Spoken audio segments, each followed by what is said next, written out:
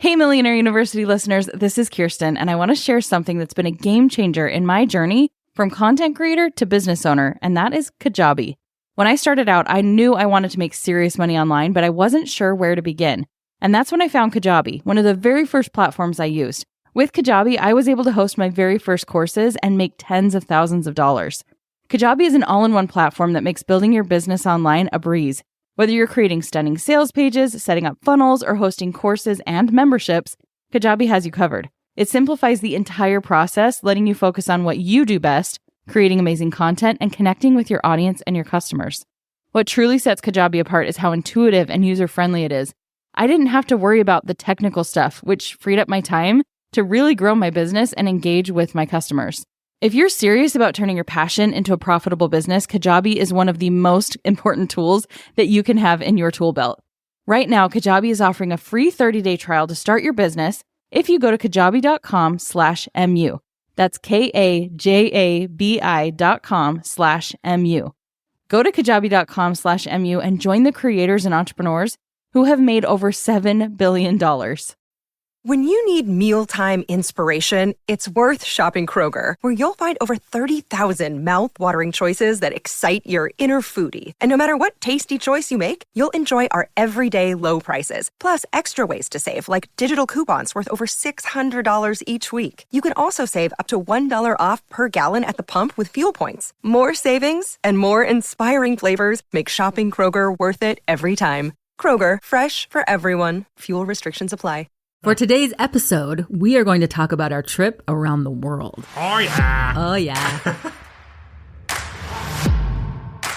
Wow, we did it! 9 months around the world. You know, there were a few times, maybe like 12, where I thought you were going to jump out of the family trip around the world. You thought. But you I thought. If I could have just pushed a button and like... ejected, you totally would have. Let me throw a few stats at you from all the things that we did. This is like a tip of the iceberg. It doesn't even cover everything. We stayed in 55 Airbnbs. We went on 17 flights. I think we took around 27 boat rides. We jet skied 3 times. If it was up to Britlin, our daughter would have been like 52 times. We were on ATVs 2 times. How many tours we went on? I don't even know. Maybe 30, 50, 60? Too many. I don't even know. No, some of them were awesome. Some were a little too much. Some were a little long. We had 8 rental cars. We paid over $1,400 in speeding tickets. That's mostly in Australia because, guys, if you go there, they do not pull you over by a car like in America. They have these cameras that take pictures and you don't even know. So we learned that one. They were all for me. The hard way. That's for Justin. Ubers and taxis, I have no idea. So many. Probably 100 or more. 18 trains. We've stayed overnight in 55 cities. How many cities we actually visited? 60, 70, 80? I don't even know. 11 countries. Only 1 lost luggage for a temporary amount of time. Not too Yours? bad. I may have been sleeping in the buff a couple nights. Tara didn't mind. Complaints. Tara didn't mind. That was for about a week. If anybody had to lose their luggage, you were the best one to have that happen. And I'm free. Okay, we'll leave it at that. Okay. We had 1 cell phone that was almost lost 3 times. And honestly, in miraculous ways, it returned. Those are just some of the stats of this pretty epic trip. Okay, so for anyone who hasn't been following our journey, we recently went on this 9-month trip around the world. This is something that we've been wanting to do ever since our kids were little. But we did that one trip to Disney World and we're like, no, we need to hold off on this for a little bit. We took our kids to Disney World and we were literally going to sell everything and go travel. They were way too young. So I'm really glad we took that trip because it would have been brutal. Yeah. Just over a year ago, we were sitting in our house, our dream home that we loved, that we had lived in for 2 years. It was wonderful. 8,500 square feet, 2 acres of lots of vegetation. Beautiful. Lots to take care of. And it just hit us. It was like, this has been great. This has been amazing. But for the same amount of money that we're spending to maintain this resort, right? A hotel, which we love. We love that we were able to have some people come visit us. That was super fun. Lots of good memories. It's like, hey, we could go visit a resort or hotel whenever we want, and we don't have to maintain it. We could take that same amount of money and we could literally travel around the world for the same price. Something that we always wanted to do. Our kids are getting older, and we thought, let's do this. Let's sell our house. Let's go for it. And let's go. It's so funny because you buy things thinking they're going to make you feel a certain way. And they do temporarily, 1 to 2 weeks, 30 days, whatever it is. But you take your same self to wherever you go. And so the house was super fun. But after a bit, I honestly felt really overwhelmed But the amount of stuff, 2 dishwashers and big old garage and the guest house I was just like 4 ACs, 4 heaters. It was like my life flashed before my eyes, and I was like, I'm gonna be doing this the rest of my life. I'm a hotel manager now. I had to do it. Just felt kind of. I was a pool boy. You didn't mind that. You were a good pool boy. But I was like, my life is flashing before my eyes, and I think there's something else I want to do with my time besides take care of a large home. And so I think it's really fun. And if it's your thing, it's your thing. But it's not totally our thing. But it was so fun to do for a couple of years and have that dream. It was super fun. But okay, next. So yeah, Brogan was graduating high school. Our kids are getting older. And so we were like, if we're going to do it, this is the time, because Brogan's going to go off on his own. He's going to leave the nest. So we wanted to take advantage of this opportunity. And so we sold everything, purged everything. I mean, we gave away so much stuff. That's crazy. Like U-Haul loads full of stuff. Family would come and visit, and we're like, we'll load up the U-Haul. Ship it, take it with you. That was like a daily lesson in letting go. Because when you buy something, you want to keep it and you want it to have value. And you feel like when you just give it away a couple years later and it's this beautiful piece of furniture and you're just like handing it out left and right, that's a way to check yourself and go, can I let go of this many things? And why am I doing this? I have no idea. What a waste of time and money. That was a mental process. It doesn't bother me as much as it did you. I don't know if that means something's wrong with me or with you. I'm not sure. Oh yeah, I'll buy all this stuff and get rid of it. Here you go, take it. Like, am I just not frugal and wasteful, or I just am better at letting go? I don't know, but it felt like a purge and it felt good. Okay, so it felt good to both of us. It felt so amazing to walk away from that beautiful experience, but also not have to take care of all that stuff. Like True. That to me was just like, oh, I feel good. It took a big burden off my shoulders. Touche, right? Not touche. Okay. Touche. So we went for it. We're like, okay, what's life all about? Time for our next adventure. Maybe we're just chasing something. Possibly. I used to think that whenever we'd go on vacation or travel anywhere, that it would mean that you and I would just have this wild, fun time. Conversation? Yes, conversation. Oh, okay. I'm like, oh, this is a way to get closer to Tara. We'll get into that, right? But you had some anxieties around traveling and stuff like that. So we would show up. I was a horrible traveler. We would show up like a 10-year anniversary in Costa Rica, and you were... I was like having panic attacks. You did good. You did good. I didn't realize how anxious you were until later. Yeah. By the bike. Yoo-hoo! All alone. No kids. And I'm stressing. Still got a couple muscles left over here. Woo! Here they are. No, this trip was a big stretch for me, but it was also something I wanted because I felt very limited by my travel anxiety. And it wasn't like I'd always had been that way. It was just when I turned 33, I just had a breakdown. And we talked about that. I just wanted to be free of it. It was like a crazy thing to do. The last time I had traveled was, 2 weeks in Iceland, and I was fritzing it. Yeah, that did not go well. It was cool, but at the end, I was dying. I was like, I have got to go home, and I was so relieved to be home. Well, we all got COVID on that trip. We all got COVID. It was You thought crazy. We were going to be stuck in the country, and I didn't want to be stuck. Beautiful country. I just didn't want to be stuck. My mind could not cope with that. Well, what blows my mind, I mean, whoever would have thought that this would have been your idea? You would have been the one pushing for it. And I'm like, okay. We both thought I thought you would be the one to tap out. Totally. And instead, I'm the one who wants to hit the eject button. The whole family was like, Mom's tapping out. I can't do this. It exposed us. Jason! So yeah, it was a big risk. It was risky taking our teenagers out of high school, taking them away from their friends, family, church, community. A lot of times I was like, oh my gosh, I'm giving everything away in my house. I don't even have a house. I'm homeless. We're taking our kids. They're going to spend 24/7 with us. Like, is this smart? Is this a good idea? It was a huge risk, leap, jump, and we did it. And I love it that we did it. I love that we did it too. But here's a question though. Was it everything you dreamed it would be? I mean, when people hear about this, what we were going to do and what we did, I think we get one of two reactions. One is like, oh my gosh, you're so lucky. It's like, it's my dream. What would that be like? I think they imagine it's like going on a vacation for 9 months. Mm-hmm. Like when you go to just this tropical vacation, it's just so perfect and so amazing. And then there's another camp that's like, what the heck? How could you do that? I could never do that. Yeah, there's not really any in the middle. No. So yeah, you asked, was it everything we hoped? Like in some ways it was. It had this interesting effect. Like I do feel like I went on this trip just wanting to run away from everything. Totally. Really, it was just me running away from some internal discomfort. We're running away from ourselves, but we can't dislocate ourselves from ourselves. Well, that's the thing. We were traveling long enough. Brain, you stay here. I'm going. Discomfort, you stay here. Yeah, the exactly. Fun, Tara, she's going to go party. Like, let's go. But we stayed long enough on these trips to where we got past the travel high. Like, when you go for like a week or two, and it's so fun, and you're out of your element, and you're having such a great time, and then you go home, and you're like, oh, if I could just be traveling all the time. We were there long enough to get past the high, to then be in real life, among real people, moving constantly, exploring and having adventures in all these different places. And so you can't stay on that high forever. And so you do come down. I don't want people to feel like they're missing out if they don't go. It's just, it was part of our journey. I mean, I would say marrying you is like one of the craziest things I've ever done. I thought you were going to say one of the best, most amazing It is because things. you expose Like this trip, all of my right? weaknesses. And so traveling is similar. It'll expose your family dynamic, your ability to handle change, your ability to be resilient. How do you feel about money? How do you feel about just going from place to place, different people, different countries, different food? It exposes a lot. I think that's the key, right? And that's what we're all about with Millionaire University and starting a business. I mean, it's the same thing. If you haven't yet started a business and created the lifestyle that you would need or want to be able to do something like this, then that's where you're at. That's your journey right now. I mean, there are ways you can travel. Go stay in Bali. Yeah, Bali's a great place to go if you have a low budget. This was our overall plan. We kind of mapped out some different areas that we wanted to go to, and you start big. It's pretty overwhelming to take on a whole country and figure out, where do I want to go in this massive country? I feel like in one episode we talked about the hourglass phenomena, is what we called it in business. And I feel like that was what this trip is like too. We had all these places we wanted to go. And at first it was like a few places, but then it kept growing and growing and growing. And then people tell you about them. And then you feel overwhelmed. You're like, you're like excited. Then you're overwhelmed. You feel FOMO. And then someone else says, this is my favorite place. It's the best place ever. You have to go here. And so we'd add it to the list, but then we'd be overwhelmed. So we'd shrink it back in. We'd be like, okay, we're good. But then you're like, what about this place? What about this place? Ultimately, we figured out the places that we wanted to go and we mapped it out. And we thought this logically, based on looking at this map of the world, seems like it'll make the most sense to travel from here to here to here to here to here.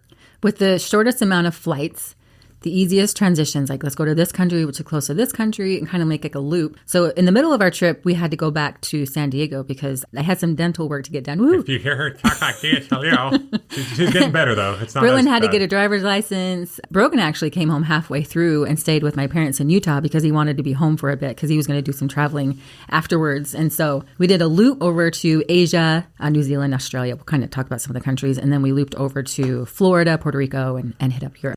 So first we would kind of choose a country and then cities within the country and then kind of map it in a way where we could not be backtracking and do this crazy trip. First, we would figure out country, cities, and then I would go book flights. You know, flights are kind of the hardest thing. Can I actually get there? When can I get there? How many red eyes do I have to do? We only did one. That's pretty epic. Once we got flights, I would then go and book accommodations like Airbnbs. Can I actually stay here? Then I'd book those. And I was like, sweet. Once I had flights and Airbnbs, I'm like, the rest is doable. And I feel like as you were doing this, I was kind of just double checking some stuff. And then I was like, I should probably check the weather in these places. So it's good we did that because we That was were able really to change good. some things up before we hit hurricane booked season everything. and the winter in Europe. That worked out really well. And then once you have flights, hotels, booked cars, trains, kind of transportation. And then after that was like tours. What do we want to do when we're there? And our first leg, we were in a lot of nature. And so we didn't need too many tours and we could just show up and book those. But in Europe, there are some places we wanted to book ahead. And so we did some of those kind of when we came home midway. Terry killed it. If anyone's looking for a travel agent, Holy she's cow. your gal.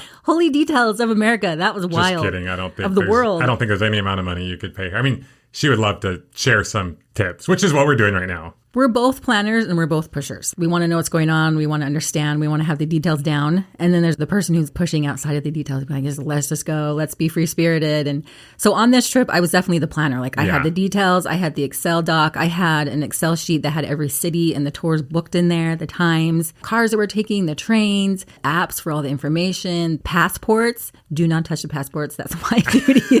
We literally go through airport security. I'd be like, here you go. Hand it back. Here you go. Give it back. Here you go. And She is not controlling at all. She's not OCD. Just kidding. Actually, it's perfect. We would have lost lots of things. it works really well. You like to push outside the comfort zones. And I'm the planner who goes, how are we even getting here? And what do we need? And basically everyone is asking me every day, what are we doing? That was kind of my role. That was like a part-time job. That was a good job. It was a part-time job. You may have heard me on a few more episodes than her during this time. Truth. So true. Well, you were the planner, and you are also mainly over the kids and their schooling and making sure Kason got his 100 assignments done that he was behind on. And Yeah, checking Can I their say that online out schooling, online? paying all the bills, booking everything, making sure we knew where we were going, when we were supposed to be there. And so making sure we had food. It's so interesting because you show up in an Airbnb. On the first leg, the first 4 months, we went at a faster pace, and that was a little too fast. yeah. And so on the second leg, when we started booking for Puerto Rico, Florida, and Europe, we were like, let's stay a week pretty much at every place we go. Where before we were like 3-4 days, maybe 5 days. And this time we stayed a week, which gave us more time to relax a bit, check the place out, have food for a week. And so it was so interesting to show up these Airbnbs. Do they have anything? Sometimes they'd have all these spices and these cool cooking things, and other places are like nothing, bare boned. And you have to get everything you need to eat for a week.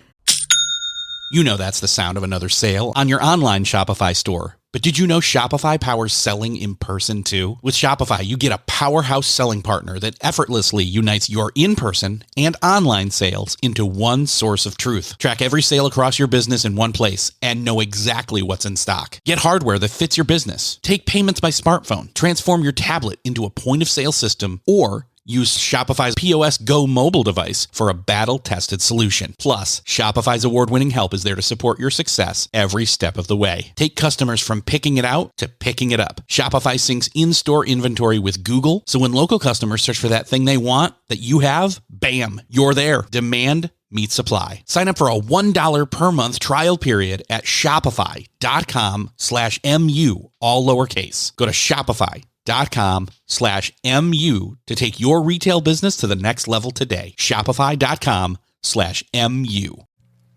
As a business-to-business marketer, you know that your needs are unique. B2B buying cycles can be painfully long, and your customers face incredibly complex decisions. Isn't it time you had a marketing platform built specifically for you? LinkedIn Ads empowers marketers with solutions for you and your customers. LinkedIn Ads allows you to build the right relationships, drive results, and reach your customers in a respectful environment. You'll have direct access to and build relationships with decision makers. There's 1 billion members, 180 million of which are senior-level executives, and 10 million are C-level executives. You'll be able to drive results with targeting and measurement tools built specifically for B2B. In technology, LinkedIn generated 2 to 5x higher return on ad spend than other social media platforms, and 79% of B2B content marketers said LinkedIn produces the best results for paid media.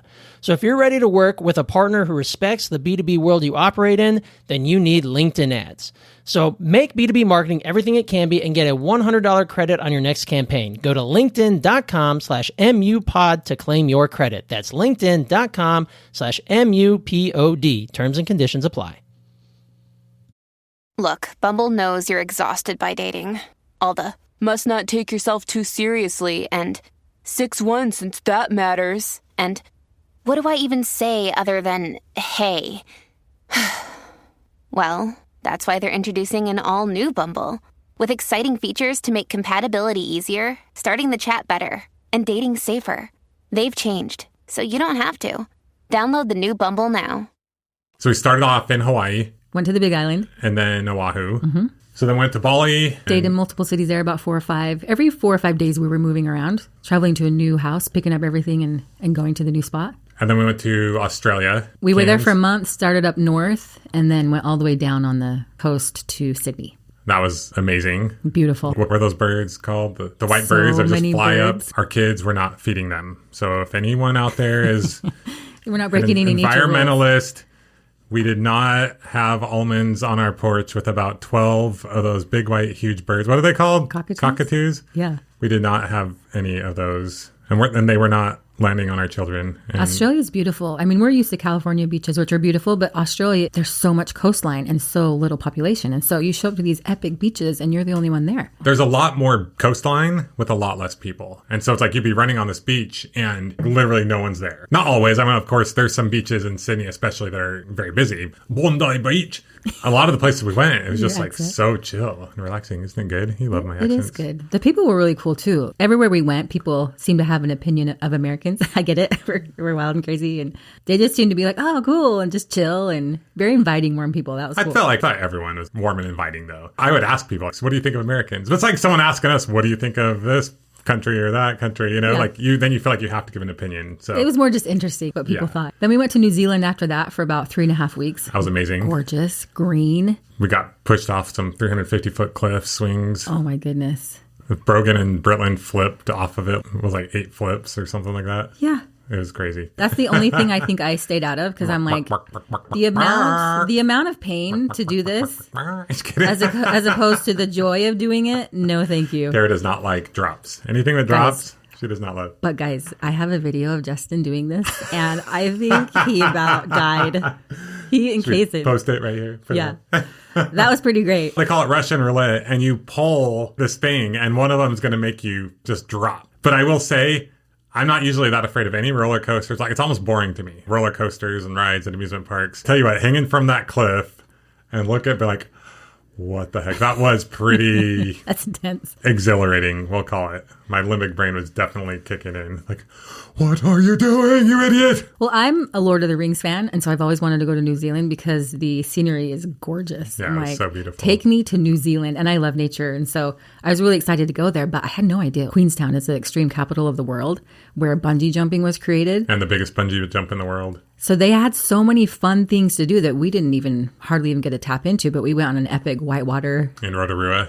Rotorua. That was really cool. And some fast boats. One of the funnest days I think we had was when we were in Queenstown things. And we were on the go-karts going down the hill a million times. Those aren't go-karts per se, but they're... I don't even know what they were. Like it was like Mario Kart with a family. That was so fun. So New Zealand was wonderful because you could hike all day. I may have crashed into Kason and he didn't like me for a while, but yeah, well, that's typical. Yeah, that's not new. So we went to New Zealand, and then after that, we went to French Polynesia. And we started in Tahiti. Tahiti's great, but we loved the outer islands better. Tahiti was cool, like going through the mountain. But I think we were both a little like, oh, it's not quite as picturesque as you would think. I bet if you stayed on one of the overwater bungalows, if you went straight there, remember crossing that bridge? Very intimidating looking people. Youngsters hanging out, and we're like... just hanging out on this bridge. And right by our we had Airbnb. to cross. But then you say, hi, how's it going? And then they're just smile. They're super nice. Like, okay. But when you're in a new place, I think you just don't know what to expect, right? It's like in anything in life. Something new feels kind of scary. Your system just kind of kicks in. Am I safe? Is this okay? What are the rules here? How does this work? Yeah. And so French Polynesia started in Tahiti, and then we hit up about 4 different islands. And that was really cool. You take these little flights that they don't even check what you have, and you just kind of hop on this flight. That was insane. Quick and easy, and just the view from the airplane is gorgeous. So we're in this island called Maupiti. Hardly anyone lives there. I don't know, it was just really cool being there. It was like taking a step back in time. They say it's like Bora Bora 50 years ago. What was so cool, there's like mango trees everywhere, and you could just eat all the mangoes you wanted because they're just everywhere. And at first we're like, can we just eat these? And it's like, they were so good. We showed up, and our house didn't have AC.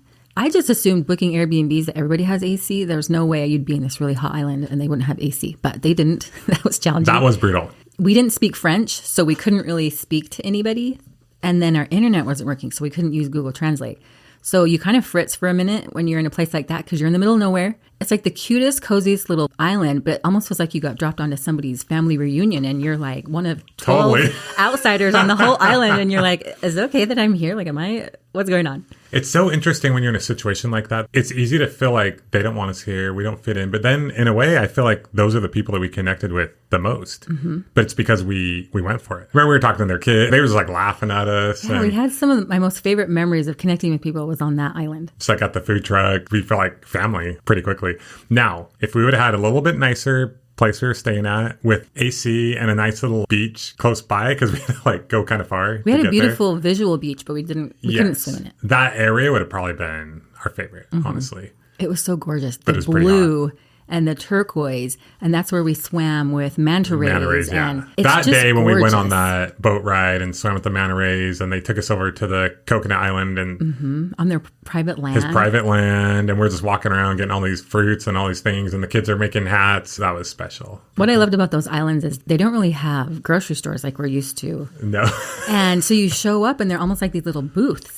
And they have some things. How many did we have to go to? First of all, it wasn't open on Sunday, which is the day we got there. We had no food, nothing. We didn't know how to get the internet when we got there. We're starving. They only spoke French. How do we do this? How's this even going to work? And we're running a business while we're doing this, so it's not like we can be without all the things that we need. We went to like 5 or 6 stores because on one bikes to try store, to find what we needed. If you call them stores, but yeah, they're like little shops. You can get eggs here, but you got to go to the other shop to get honey, and then you got to go to the other one. They don't have as many options.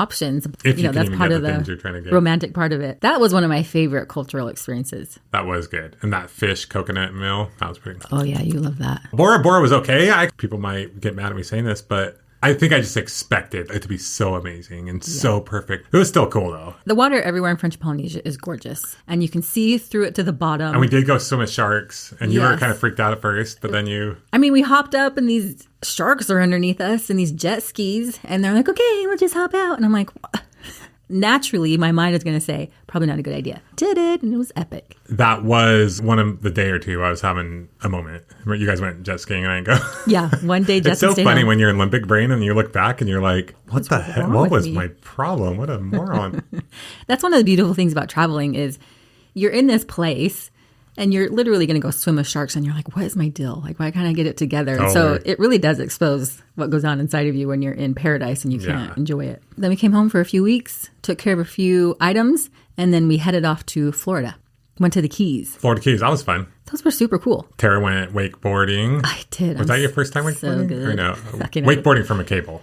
Yeah. The kids did awesome on that. I case and killed on that. We'd already been snorkeling a lot, and we were going to do a snorkeling trip, but it got canceled, even though... Because of the rain. We forgot to mention we went to like the Great Barrier Reef. Oh, that was Florida and Australia. Australia. The Great Barrier Reef in Florida. By the way, when you go to Australia, I hate to say it, you think you're going to see kangaroos everywhere. You see more on the road, unfortunately. You do see them, but yeah, they're but we trying to we did see that. We did see them. Yeah. They're cool. I went running one morning, and there was one as tall as myself with massive muscles. Just went running in front of me and scared me half to death. That would be scary. I was like, you could really hurt me, and it just went cruising by. So in the Florida Keys, that was wonderful, fun, quaint. Yeah, it was kind of fun. feels like a New Orleans chill. in a coastal environment. I feel like we had been in a lot of different countries, too, in different places. The place we stayed was just nice and comfortable and cozy. And there was AC. Yes, exactly. You can tell we're divas with the AC. Pickleball, the kids loved Yes. playing pickleball. They're just some really nice people. It's just everywhere you go, like there's such amazing people in this world. You watch the news and people are always saying, oh, this world. And yeah, there's a lot of hard things that do happen in the world, but there's so much goodness, so many more amazing people than, I don't even like to say bad people, people that are suffering or confused. But just so many good, amazing people out there. And I think that was one of the big takeaways. And it was interesting, too, because we'd get to know people, you know, as humans, including myself, we have walls a bit. But it was like if you show someone that you care, we had a lot of Uber drivers and it was awesome because Justin's more extroverted, I'm more introverted. And, you know, I'm planning all these details. And so when I finally get into the Uber car, I'm just like, oh, I'm going to take a breather. So Justin every single time would sit in the front seat. And it was so great because, first of all, a lot of times the drivers were a little bit frustrated that he was up there because there were 4 of us, so we needed all the space. And so they kind of sit up there and they're like, oh, yeah, that great. was pretty funny. They always have something sitting on their seat. They'd have to move it. And I'd just open the door and they're all smiling, hey. And a lot of times they'd be a little bit ornery at first. And then Justin would just start asking them about themselves, like genuinely, what do you do? And have you lived here? And what do you do for work? Pretty much everybody would warm up and we'd end up having these good conversations. And we shared the podcast with half of them and talked about different business ideas of things they could do. And yeah, they're like, oh, I want to do that. And I'm like, hey, you can do it. You can do whatever you want. Yeah, so Justin was the designated front seat sitter and the question asker.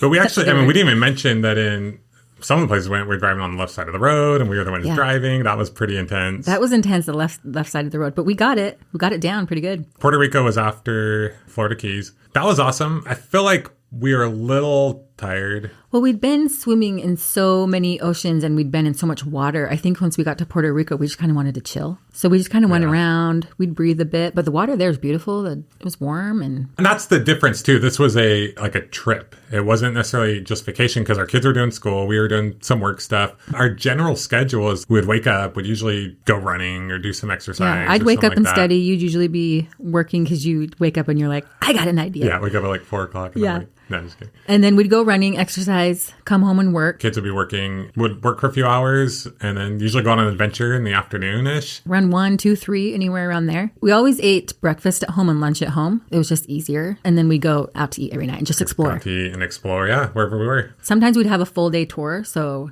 we'd be doing that. And then usually about once a week or so, it was a travel day. So those days I was on like Airbnb duty. So I like to leave the Airbnb pretty clean. Justin was always like, pay for a cleaner. Like, because it makes no home. sense. But then I feel guilty that you're cleaning and I'm not. Every single time Justin's like, you don't need to do that. And I'm like, I enjoy doing this. Just let me do it. Well, at least let the kids do it. If someone came to my home, I would want them to leave it nicely. And I don't know, I feel like an ambassador from America. A lot of times Americans can get a bad rap because, we can be a little... Because of people like me? Self-entitled. Is that what you're talking about? Totally. What are you trying to say? So I wanted to leave it nice. So I would get up in the mornings, get that all clean. We'd check out anytime from like 10, 11, 12, go on a plane or a train. And those were usually travel days where it was just like travel to the next space boat. So we did Puerto Rico, and then after Puerto Rico, we did Europe. So you Europe can only for 3 do months. 90 days in Europe. And we didn't know that before we planned the trip, which was why we went to Florida and then Puerto Rico first before we headed to Europe, because we wanted to take advantage of some of those cold months. And then we tried to push Europe back as far as we can to get into the spring. 90 days is what we had. Starting in Spain, Madrid. Madrid, so cozy and cute. So fun. That was so fun. It was such a fun transition to be the first half so much in nature and then all of a sudden to be in architecture and food and people everywhere and all these cool churches and cathedrals. And that was a fun change. Our kids really enjoyed it. That was the first time that we stayed in what they call a flat. That was literally like you look out and there's just shops and stores and food and protests and all the things everywhere. People everywhere. The squares and right in the heart. This is so fun. We'd never been to Spain. I don't know. I feel like that was one of my favorite areas. I'm not sure if it was a newness being in Europe. I mean, the bread there's amazing. The food is amazing. They have stores everywhere. So they have good. shops everywhere. It's just quaint and fun and charming. Going to all the places that Somebody Feed Phil went to. That's a good show. Churros dipped in chocolate. Oh, yeah, that was so good. We went to so many different places, had so much good food. It's just so fun to explore the history and the culture and the buildings. I was blown away by the buildings. One thing that surprised me about Europe, my only complaint really is smoking. That was hard. I'm used to being kind of outdoor and where we live, but there was just a lot of smoking. That was the one thing that I was just like, oh, so much smoke in my face. I can't deal. Well, I think it's the combination of the smoking, but also you walk everywhere. At least we did, because we weren't outside in the country area, right? We were in the cities. We were in the cities. It would be the same if we went to LA I was or going to New say, York. If you're LAX and you're walking around or you're getting out of the airport, we experienced that same thing, right? Same in Bali, too. That was Yes, intense Bali, as well. lots. I thought Bali was going to be my favorite place, and I still loved it. I thought it was great, but it was one of my least favorite, probably because I sucked at surfing. We almost lost Brogan, which we didn't mention. We did. That was terrifying. We're backpacking a lot. That was really scary.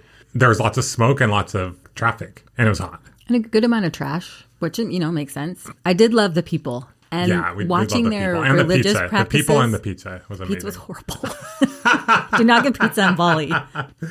Do not. But things are super cheap. The prices are amazing. This is my favorite thing about Bali. You can get massages for like 2 hours for $17. He was just an attractive, strapping man. I'm just kidding. It wasn't. No, it's not. But yes, the prices there are, you could go live there for pennies compared to some of the places that you all are living at. Yeah, when we first got there, we're like, we could live in this resort and have a chef essentially cook for us and a cleaner and a pool and a driver. And we figured it would cost us $1,000 a month. Probably like a couple $1,000 a month. $1,000 a month. You could be fed well, driven around, and live in a beautiful place by the beach. So you could be done right now. You could retire. If you have a couple $100,000. And a lot of people do. Bali. Or a lot of young people live a laptop lifestyle in Bali, whatever you want to call it. There are some party zones, but we're just a cute little family bopping around, so we avoided that. Jared Krause, he's Australian, but he lives in Bali right now, actually, who was on an episode recently. Super cool guy. So back to Europe. We started in Spain, Madrid, loved it, went to Barcelona, stayed by the La Sagrada Familia. That was epic. That building is one of the most amazing buildings I've ever seen. Oh, that was super cool. The Florence Duomo and Milan Duomo and we did the what kind of Vatican. cooking class did we do? We did 3 different cooking classes. We did a paella cooking class in Barcelona. So we love Spain. The people are just warm. It's beautiful. Lots of great shopping in Europe. So in Europe, we did all trains pretty much. All trains. So we took one flight from Puerto Rico. That was our only red eye because that was the only flight it would do. The only flight available? The only flight option there was a red eye. And then the rest of the times we took trains. That was great. That was cool. That was really really we were nice. able to work on things and just... Internet was spotty, but hey. That's true. It was spotty. Better than no internet. I was able to sit across from Kaysen and be like, do your work. Come on, do your work. Kaysen is my best teacher. That's like I said. I'm super grateful to him. Teacher. I love that guy. We just are both very stubborn and determined, and we're doing a lot better though now that we don't talk a whole lot. Well, Well, that's so cool about this this traveling is that, a lot of times people think I'm going to travel and fill a void. And you know what? In a way, it kind of does. You can't be resting on your laurels. Like, you're out there. Yeah. You've got to be resilient. Traveling at this pace is not for the faint at heart. There's a lot to do, a lot to figure out. I mean, everywhere you went, you had to figure out, do I have the right adapter? What's the currency? What's the vibe? How do people get around? Where are the good places to go? How do people communicate? How's the service? Do you leave a tip? Not good. What is the money? No, a lot of the service is good. It's just different. In the U.S., people get paid a lot of the money they get is from tips, right? Yeah, so we're motivated to you just have to learn. Right. It's just different. Like, the culture is just different, and you have to recognize that and appreciate that, and just be like, okay, there's pros and cons anywhere you go. And so what was great about this travel is that, we're together 24/7. And so it definitely exposed certain things that bugged each other. If we could have written down how many fights there were, I have strong memories, but I like these memories of just having these really intense conversations. I think I did swear at Kason one time. Oh, yeah, in Puerto Rico. In Puerto Rico. Sure. Because I was like, oh, God, am I going to be? What was it about? He wanted to get cheese or something? I don't remember. Something. I'm not one to swear. You've probably sworn, probably doubled it in the last, on the trip. Totally.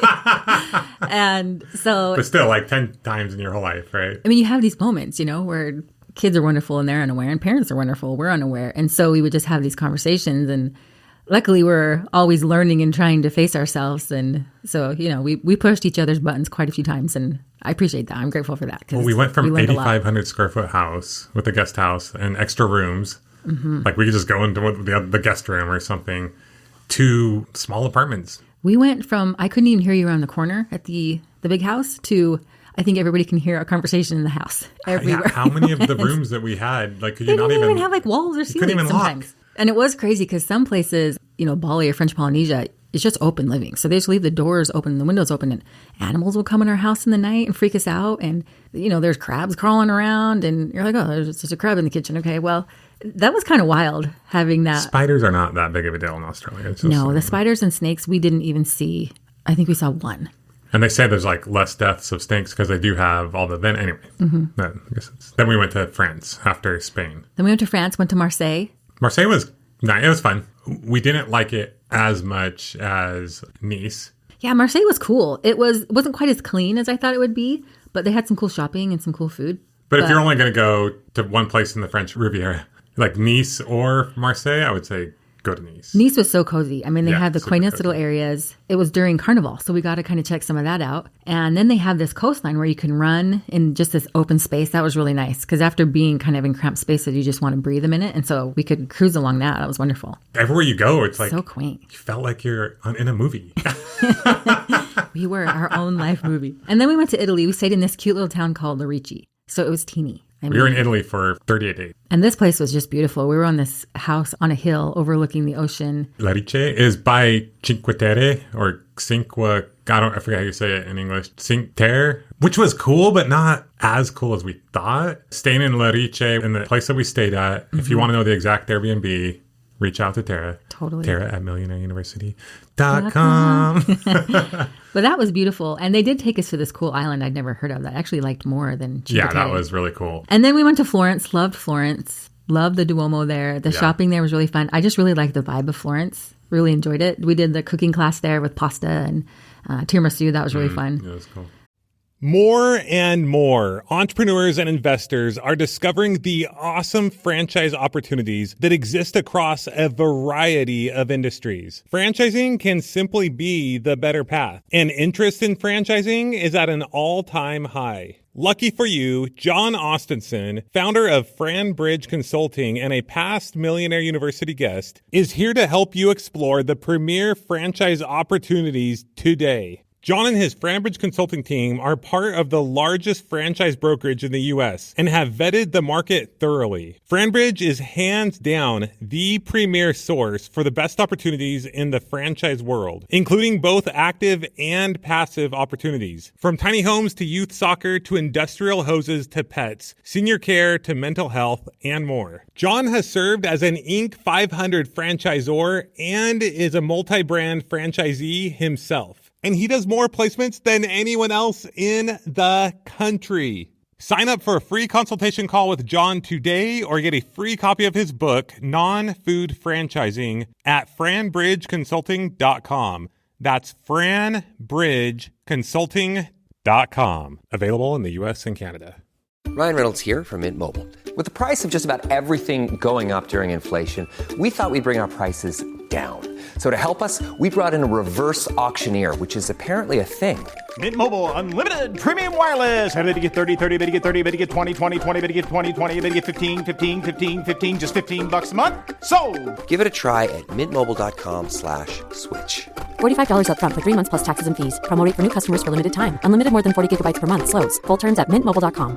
Then we went to Rome. Rome is always cool. There's so much to see. So many neat places to go to. Oh, man. You talk about these things. I keep trying to think of where I would recommend for one person to go. If you've never been to Europe and you want to travel the world and you want to go to one place, I would say you have to go to Rome. You have to go to Rome. And if you can only go to one place in Rome, go to the Forum. It's right next to the Colosseum, so go to the Colosseum as well. I would go to the Vatican. That's fascinating. Okay, so I would say number one, the Forum, and along with the Colosseum, like just do them both together. You're there and you're like, oh my goodness. History everywhere. Feel like you are going back in time, but so many different parts of time. And you're like, where am I? What is happening? If you want to go to like a beach, go to a beach, right? There's not beaches. That was pretty epic. Then we went to Naples. That was oh wild. My gosh.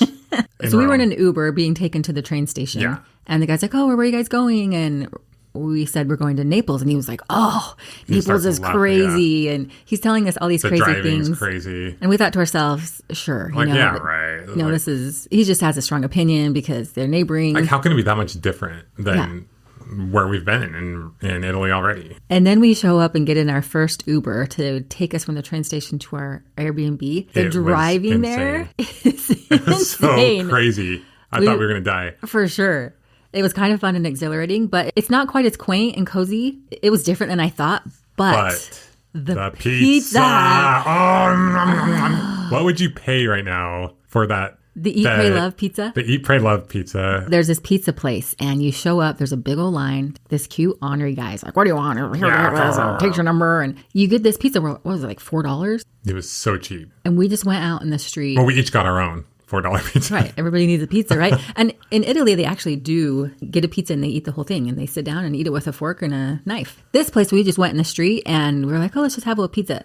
I downed that pizza. It was so great, guys. She's standing there with her pizza box, just like... It's like dripping. I was like, this is delicious. Because you'd have to wait like 2 hours to go inside or something like that. No, thank you. So we just like ate it in the street, out of the box, standing there. That was great. So if you pass through Naples, stop and grab a little slice of pizza. And the pizza's good everywhere, honestly. That was my favorite place, but we had really good pizza. Well, one of the best parts of our Naples trip, too, was we went to the Amalfi Coast. Sorrento? Well, we went by Sorrento, but the place where the people are just like... Pompeii. Those two places, those are must-sees. When you're traveling the world, everywhere you go, there's like 10 places that you can go a day trip within that place, but you just want to be there sometimes. And sometimes you just want to do nothing because you can only handle so much. Yeah. You just get to where you don't even appreciate it because you're seeing so much. If you're going to work hard to get there, you want to enjoy it. You have to pace it.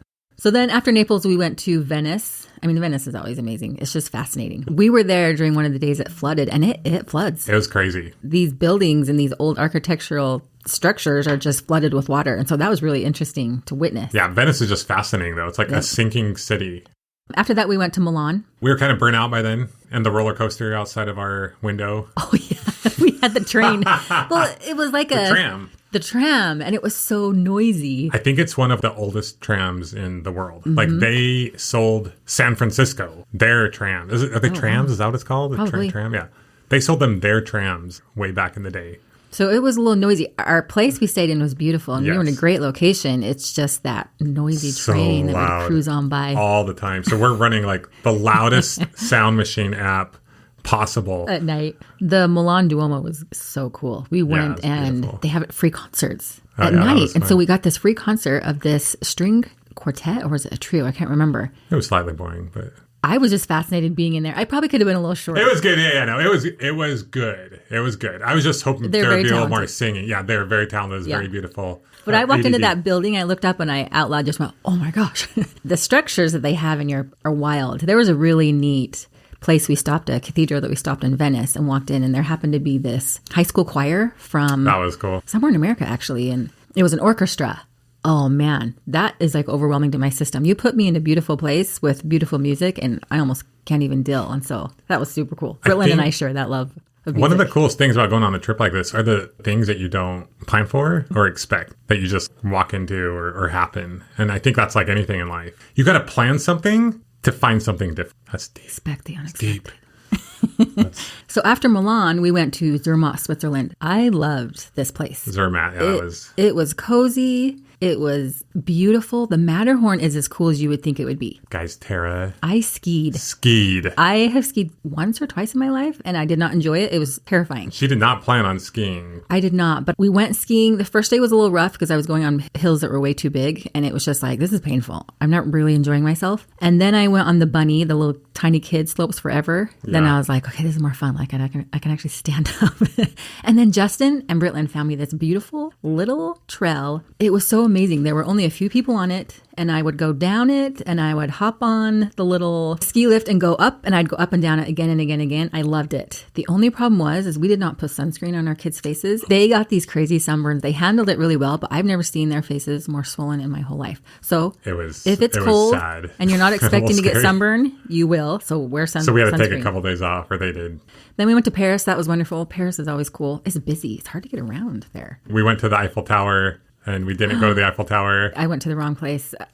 That's pretty darn good. Of all the places we went to, we got there at the right time, but I took us to the very not right place on that day. And it rained and we got stuck. And we were meeting with our good friend Jorge Lara. Yep. And so we're like, we're not there. We're like 40 minutes away. So that was fun. But then we did go to dinner with him. He's someone that we knew from our previous business. And hanging out with him was super cool. Shout out to you, Jorge. You're the man. That's right. He is super cool. Really enjoyed being with him. Paris is fun. I mean, they have delicious food. Angeline's is always going to be probably my favorite dessert place. I think that's how you say it, Angeline's or Angelina's. So I got to share that with the kids. Yeah. I've been telling them about that for years. That was wonderful. That was delicious. Then we went to London, and it was so nice to be back in a country where we could speak the language. It just felt really good. It was kind of cool. I don't speak all the languages, so that, that's on me. I enjoyed the Spanish-speaking countries because I speak Spanish. Because you speak. It was really, really great to be in places where we could speak English. We were in the Soho district, and so they have theatrical plays everywhere. And we went and saw Les Mis. Oh, amazing. That was wonderful. But I loved London. I loved the Soho district. That was really fun. The Borough Market. Yeah, that was a blast. The Borough Market. That was just a great place to end. And that was the only time we were able to find a gym. That was epic.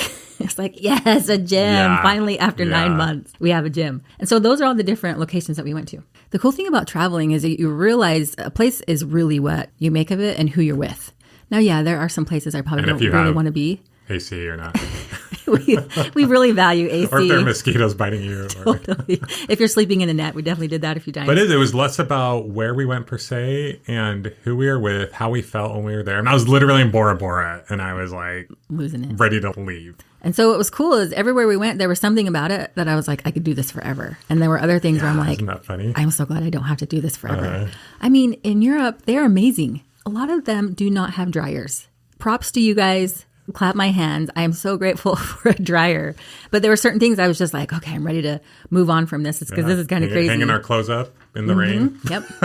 I learned how to use many different washers and dryers in many different languages, and some that I've never even experienced. It was basically like washing it by hand, but that was fun. So let's wrap up. Let's talk about a few of our favorite things. Some of mine are like, we did it all together. We have all these memories, the highs and the lows, and we did this all together, and I feel like our relationships are stronger. Yeah, you were talking about Britland's your best friend. Yeah. I thought you were going to say me. You already are, okay. Silly goose. So we went on this trip and, you have your 16-year-old daughter. And I don't know, we had such a good time shopping and, doing the girly things together. And so now it's like she and I are just buds. I've always felt like Casey and I are buds. I get him on many different levels. Well, you have to counsel him after talking to me, after he talks to me. He and I have really good conversations. So does Britt. Dad, why aren't you more like Mom?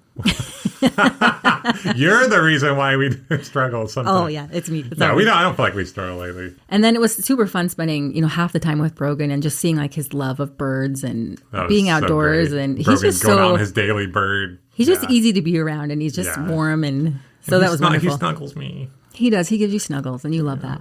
What was cool is we got to expose our kids to so much of the world. Like for me, I felt like growing up, this was my interpretation. I was like, I must be struggling because I need this and this. And when you go out in the world and you experience so much, you realize you're not missing anything. But if you want to go explore it. And if you want to, open your mind and meet new people and different things, do that. But one of the greatest adventures you'll ever have is just being alive and being in a relationship or having a family or a job or a career. That's the greatest adventure. I think any time in life when you have a woe is me, or grass is green on the other side, or it's no fair. It doesn't matter what you do or where you go, you're still going to feel that way. Yeah. First of all, the goal is like, get married and then have kids and then make money and get the big house and then travel the world.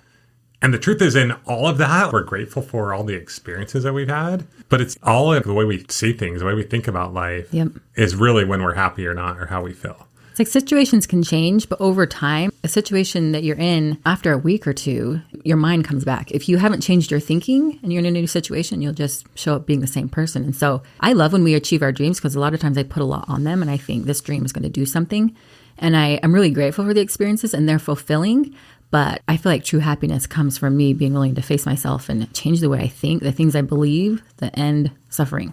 Yeah, sometimes we felt, or at least me, I felt the most depressed was when I reached all my goals and I didn't feel that much different. I didn't feel happy all the time, that much more amazing. Yep. And that is kind of depressing. So check yourself before you wreck it. Check yourself before you get there, and then you can just enjoy the journey. And if you show up somewhere and you don't feel great, great, do that inner work. Happiness is an inner job. It's really great to achieve things and you can develop, a lot of the habits and things that will support that inner journey. And so I'm grateful for all the dreams we've achieved because I feel like they've made me braver to actually face the things that I'm really scared of inside. And that's what I like about traveling. It exposes so much. It's not for the faint of heart to just go, I'm going to go travel all around the world and do all these crazy things. It was wild. And every place we finished, it was just kind of like, phew. Check that. We went there. We're alive. Everybody's alive. Huh? You feel so accomplished. We survived. We got our stuff. We're moving on to the next place and everything is okay. And so that was really amazing. I love kind of sensing the vibe of different places, sights, sounds, smells, people. Loved being around all these different people. I used to ask myself everywhere we went because we were out and about. That's what I loved too, was I was outside way more because we would get finished with the day and then we'd go outside.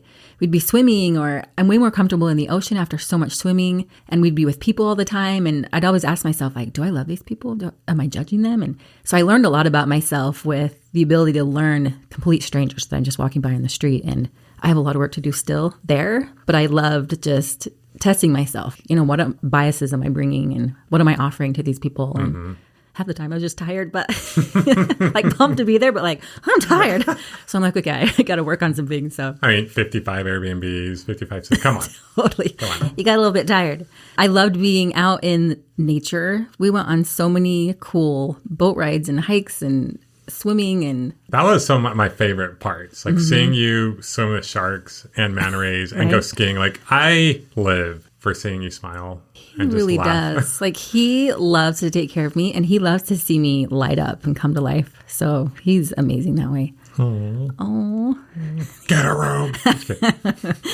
Oh, you know what I really loved too was experiencing other people's worship. Yeah, you're really amazing in that way. I love religions. I love world religions. They speak to me because I love to see how people see the world, and I love to see them believing in something. And it was so fun to watch the people in Bali in their morning rituals and their clothing, and such good people. That was really inspiring to witness. And we're talking about religions, but an epiphany I've had recently is someone's religion is just their perspective and the way they think. Literally, even if they don't have religion in their life, it's just a beautiful thing. And I think the more we are open to that and see that and the way people think and differences of opinions and thoughts, that's the beauty. It was so neat we went to some Catholic masses. We went to all these cathedrals. We got to learn history of these different religions, went to the Vatican. And I think it's beautiful. And I'm really, really fascinated by it. We had some really cool conversations with people in Ubers and cars and tour guides. And tour guides are great. Sometimes they answer your questions and sometimes they just skip right on by them. And because I'm very curious. Sometimes I'd ask questions. I'm like, maybe that was insulting. I'm not really sure. But That was really fun. So I loved just kind of seeing how people worship. And it was cool to see our own church. So we're members of the Church of Jesus Christ of Latter-day Saints. And so we went to, 20 different buildings or so throughout the world. If anyone's doing the math, we maybe should have gone to more. We may have missed a couple. I mean, some places it wasn't even possible. In Bali, yeah. It's like But it was just fun to see away. people with similar beliefs, how they function in different parts of the world. So that was really cool. What I also liked was it was a huge exercise in letting go. I mean, you can only take so many things with you. You just have a suitcase. What's crazy is you have one suitcase and one backpack, and we still could have taken less. We could have taken probably about half of what we had. I find myself now that I'm home and after purging so much in that huge house, when I buy something, I'm like, do I really want that? I don't. And so I'm not as interested in shopping anymore because it's just stuff and you can overwhelm yourself with stuff. And so I really like that. Unless it's a Cybertruck. Okay, well, let's not talk about that. We haven't got it yet. We're talking about it. We'll see. But I love all the pictures that we have and the memories that we have, and those we get to keep forever. I love when you see something on TV or someone's talking about a place, you kind of have like an instant connection. I like too that we're not disillusioned by travel. It's not like this thing that's we're gonna go, it's gonna fix everything. And travel is very fulfilling, but the most fulfilling thing is just to find that joy within yourself. It's almost like in a way we appreciate more where we are because we realize like no matter where we go, it's all about our perspective on things. I mean, you've been listening to a lot of Byron Katie. You love Byron Katie. And her whole thing is loving what is, loving where you are, how you are. Like it's all about your thoughts. Your thoughts are what make you happy or miserable. Well, I was listening to her today, and it's taken me years to kind of grasp the depth to which she speaks from. And so today she was saying, everything is good. The universe is inherently so good.